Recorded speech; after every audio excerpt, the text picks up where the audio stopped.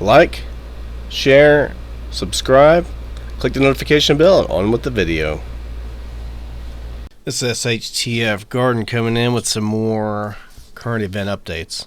Although I'd rather be out in my garden, but it's getting a little cold and it's getting a bit crazy. So everybody's probably seen this already. This is the image of about a kilometer wide bubble coming up from Nord Stream from the sabotage. So to me, it looks like we're getting into an energy war, not just between nations, but a war against us.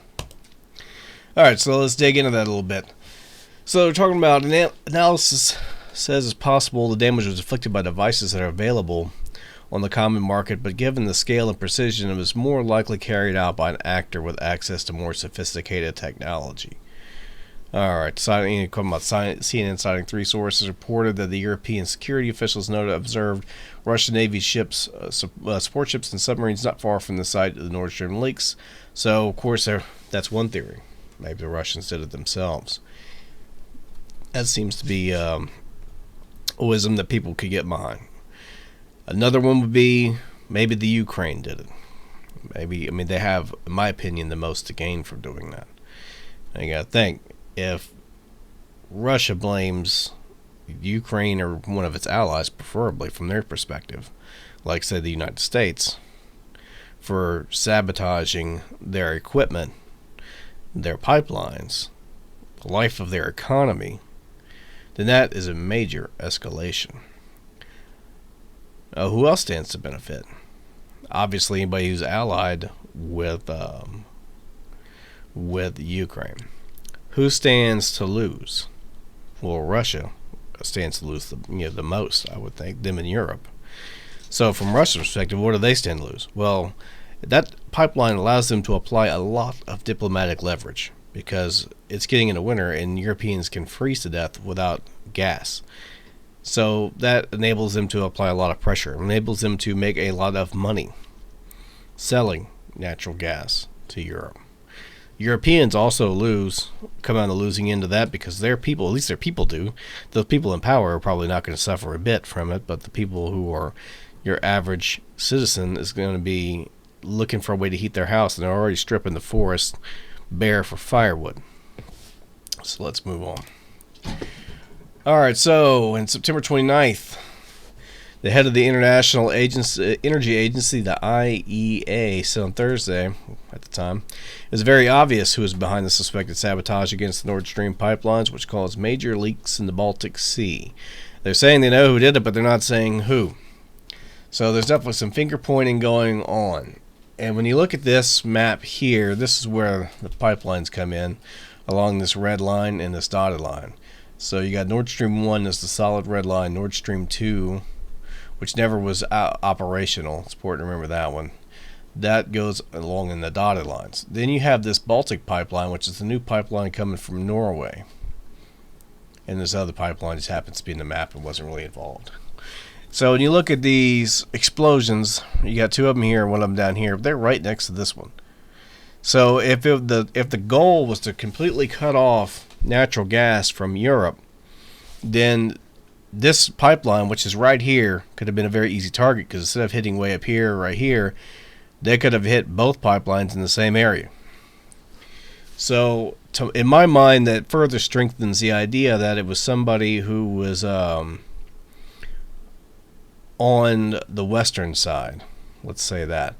Because if it were to be the eastern side, then you would have there would be the incentive to hit this pipeline too, just to cut off Europe from any kind of natural gas. So if it was Russia when it cut off natural gas supplies to choke out Europe, they could have hit this one too, and stopped that from providing fuel. But it was only theirs hit, so it takes away their leverage from off the table, takes their money from off the table, but it hurts the Europeans when it comes to them having gas. My understanding is this pipeline from Denmark doesn't carry nearly as much fuel as the ones from Russia did. So it seems to be the war of escalation. I've mentioned it before, and I've hinted at it in older videos, where I was trying not to get my the reach limited on the videos, because you talk about this kind of stuff, they won't really put your videos in the feed. Surprised anybody's seen any of these, and it's not very many. I got like 32 views in the last one. And if you look at the analytics numbers, it's because they only put the video in the feeds of like 200 people. So out of the billion users that's on YouTube. So the reach is being limited, but you got to talk about it. Enough people share it, it won't really matter what YouTube does, right? So anyways, if you have that being the motive to cut them off, then this one could have been hit easily too. So it seems more like it was intended to cripple, either take away Russia's leverage or cripple them economically, or both. So it seemed to be that it was targeting their infrastructure. But we're now moving into an infrastructure phase, because this obviously is going to lead to an escalation. So if they believe they know who it was, and if it was Ukraine, U.S., England, Canada, whoever did it, even the Europeans doing it themselves, if it was anybody in that group, then they're going to be looking to hit some of their infrastructure. I mean, who knows? It's going to be tit for tat. But this is a major escalation. It's a major escalation. The Russians are not going to take this and just be like, okay, whatever. They're going to retaliate if it wasn't them that did it. Hopefully it was an accident, but nobody believes that. I'm just hoping that it doesn't escalate too much. All right, so anyways, it's not just a war of resources among nations. It's a war of resources for political control, because us as individuals, we have to eat, we have to have energy, especially if you're in an area that freezes, and you're like in a lot of the European situation where they're going to be really hurting.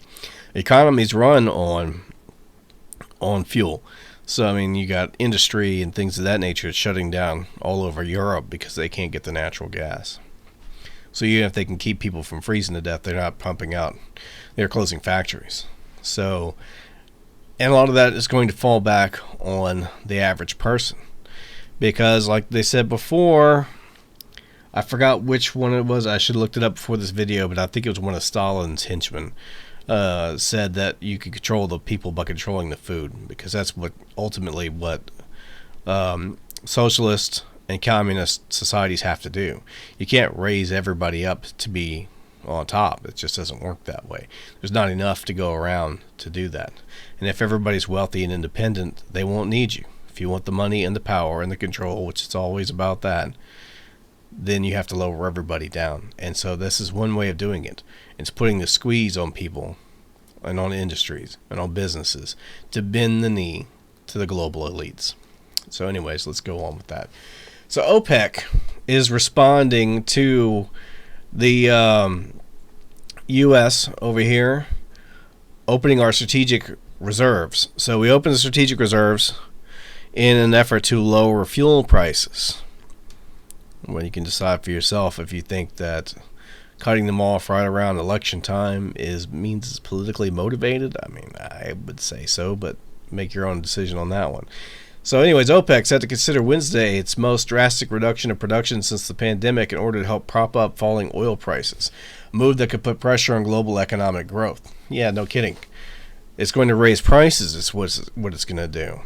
Prices have gone down because we've been putting 1 million barrels a day extra on the market, and so it's bringing prices down. Now that's coming to a close, which makes me wonder what the timing is for this, because prices are going to be going right back up around election time anyways, because that's when they're stopping to drain our oil reserves. This is only done so the prices will come down before the election. After the election and the results are in, who cares how high the prices goes, because they're already reelected by that point.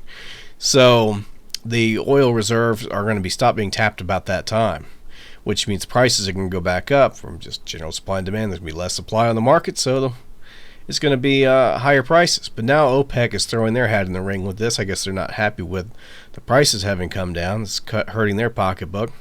So they're talking about a drastic reduction. So the Organization of Petroleum Exporting Countries and Moscow-led allies, collectively known as OPEC, is considering cutting more than 1 million barrels a day, delegates in the group said. And they're concerned about slowing global economy, which that's going to make it slow down even worse.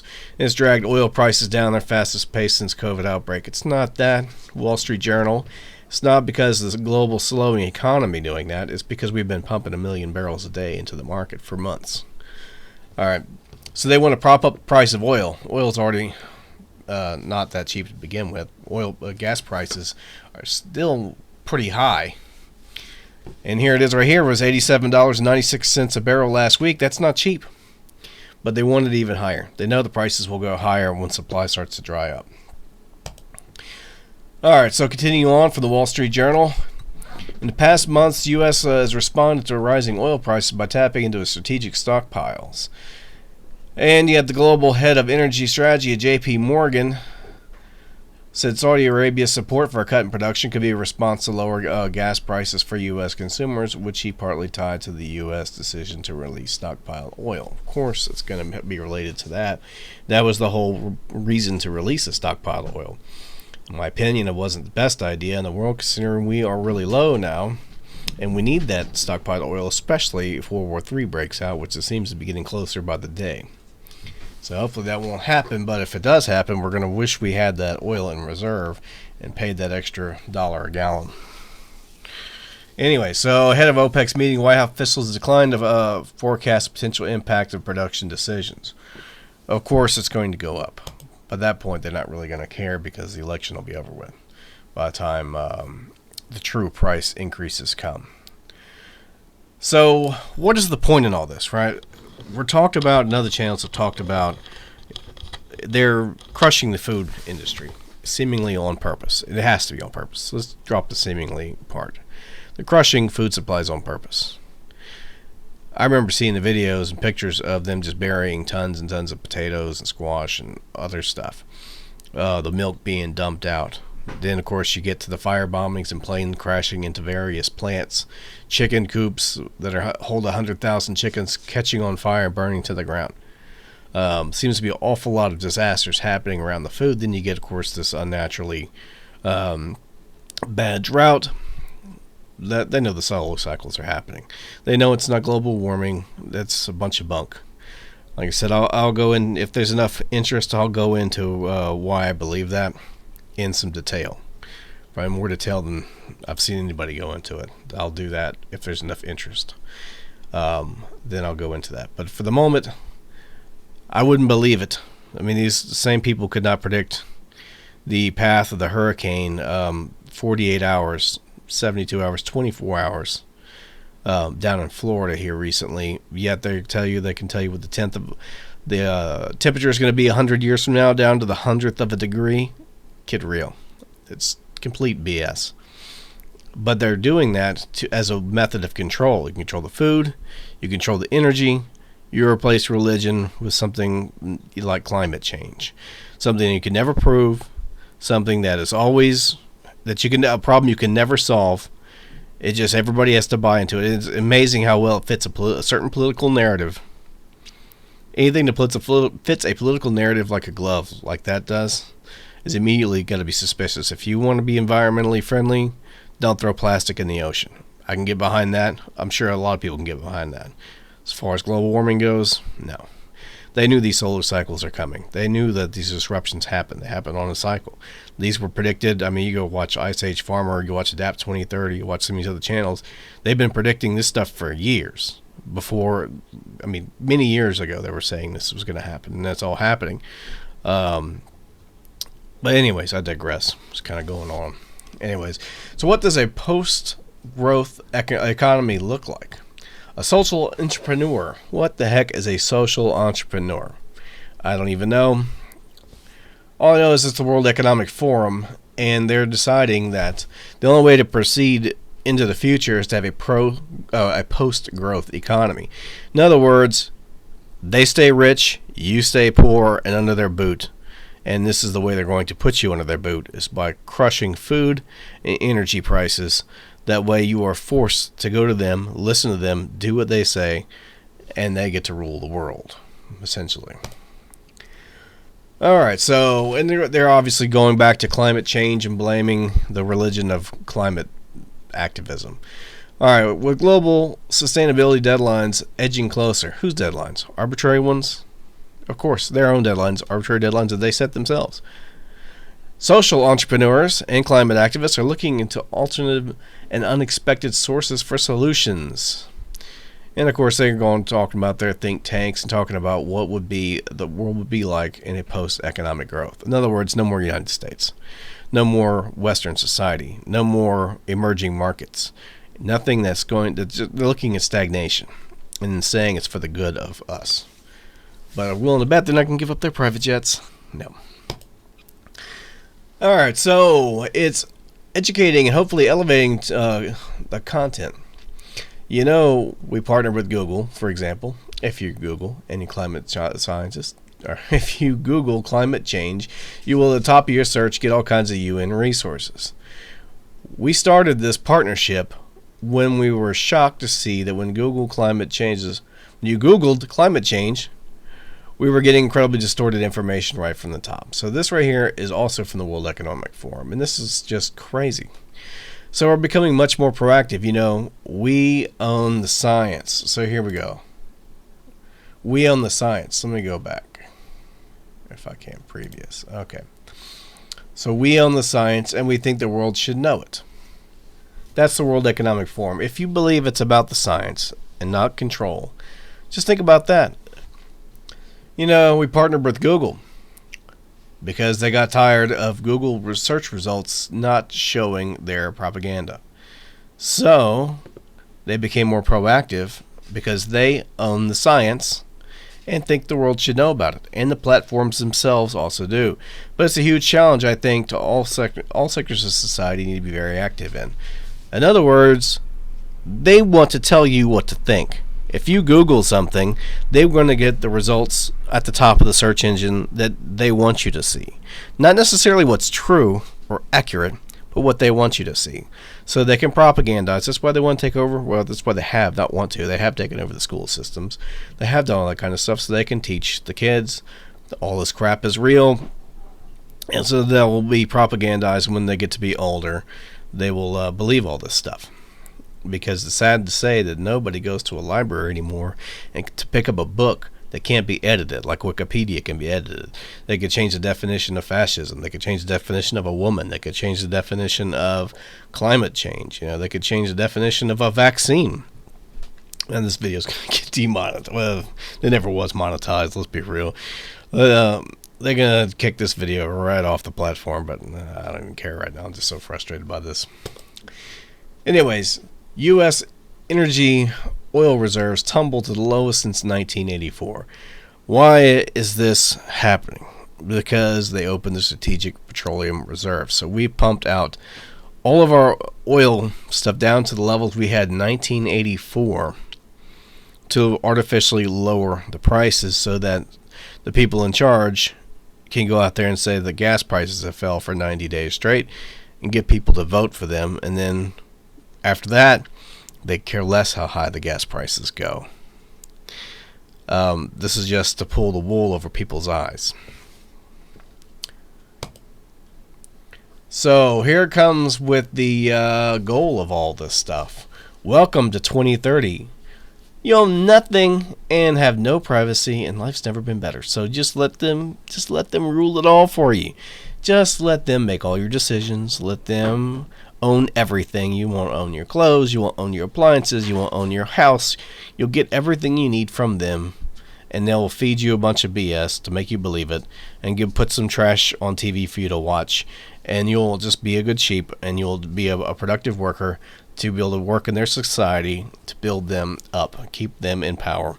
And that's what you'll do, and you'll be happy for it. You'll be the best, happiest, and the most awesomest lemming that's ever was. That's the goal. Anyways, that's my video. Thank you for spending your time with me. If you watched it all the way to the end, I appreciate that. And like, comment, share, subscribe. If you want to see the content grow any, do those things. It helps the algorithm if people like it. It helps if they comment about it, if they share it. I don't expect this video to get any kind of play. It'll probably get removed once the transcription comes out and goes through the content filters. But somebody's got to say it. And too many people have been removed from various platforms for saying it. So instead of just enjoying the content, I decided to throw my hat and started making some of the content. And I enjoy the gardening aspect of it. Always enjoy that. And so I just kind of was doing a little gardening thing, just happy with that. You know, and get 1,000 views, people watching my sweet potato harvest video, which is about time for that too. And I liked it. You know, it was good. Got to play around in the garden, have fun, make a video about it. It was entertaining for me, and enjoy. You know, glad people liked it, the ones that watched that kind of stuff. But now we've kind of moved into a new phase with this, because there's so much crazy going on in the world, and anybody who ever talks about it is deplatformed. So we all have to spread the message. Anyways, SHTF Garden bidding you a farewell. Good night. Like, share, subscribe, click the notification bell, and on with the video.